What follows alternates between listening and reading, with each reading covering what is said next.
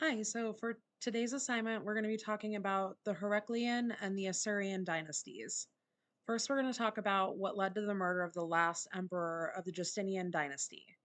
At this point in the history of Rome, there was a lot of unrest. Social and religious differences divided people within the Byzantine cities, causing them to begin to fight amongst themselves.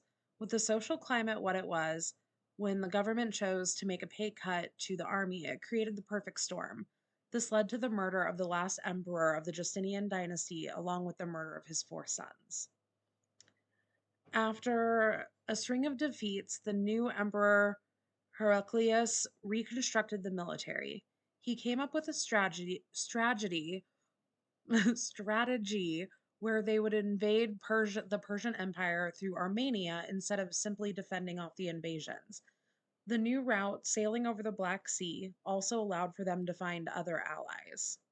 This was so successful that the Persians panicked when their capital was threatened and they killed their own king. The Byzantine, I was saying that right all day, empire began to decline at the hands of the Arabs. With the Byzantine Arab War, there was wins and losses on both sides, but a sandstorm during a battle on August 20th, 636, gave the Arabs a huge advantage, and they took the opportunity to destroy the Byzantine armies. The Monophysites were a religious group that believed in Christ, but in a slightly different way than the Council of the Chalcedon. They defined Their definition of Christ dealt with his nature being both divine and temporal. The Monophysites believed that he was not of this world and that he was only a divine God.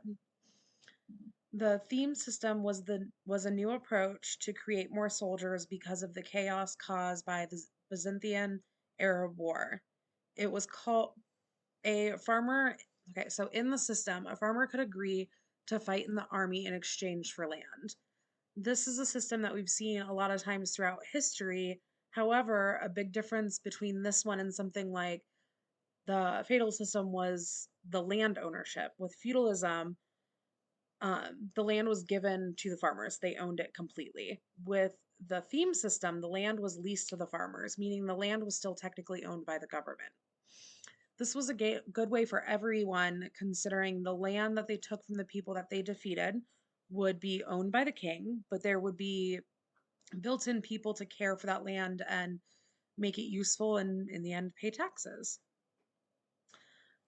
The Arabs were finally pushed back in my personal favorite weapon of all time. I'm not a big fan of like war technology for the most part. I don't really care for bombs or anything, but fire, pretty cool.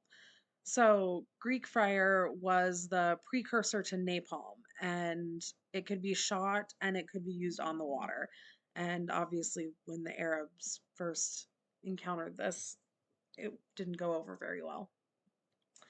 One of the main repercussions of the Arabs' failure to siege on Constantinople is that it postponed the Muslims' advance into southeastern Europe. If that happened, the world would probably look a lot different than it does today. Iconoclasm is when images of worship become illegal. A lot of the time, destruction of that art is common with it.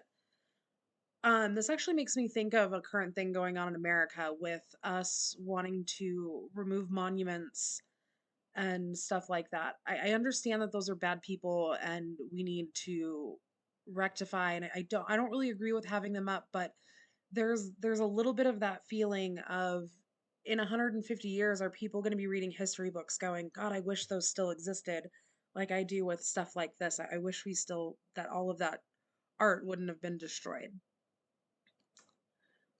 Anyways, it was usually motivated by some sort of interpretation of the Ten Commandments. I read an article that this actually caused the Dark Ages in Byzantine because a lot of art is of religious nature, so that kind of makes sense that they would go through a little bit of an artistic downcline for a little bit.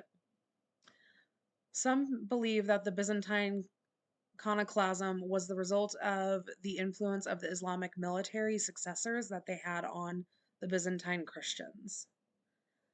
Empress Irene reversed the Indoclasm, possibly to help the relationship between Constantinople and Rome. This ended up having a negative effect on the economy. The farmers disliked the changes, so they left their farms. And that also affected the military. This caused the farms to fail, thus less money in taxes to the government. The only people that were actually able to take over these farms were the monasteries. But the monasteries did not pay taxes because they are tax exempt. So even though they were taking over the farms, that really wasn't putting any money into the government. Um, Somehow, I guess churches have been tax exempt forever, which is strange to me. All right, well, thank you so much.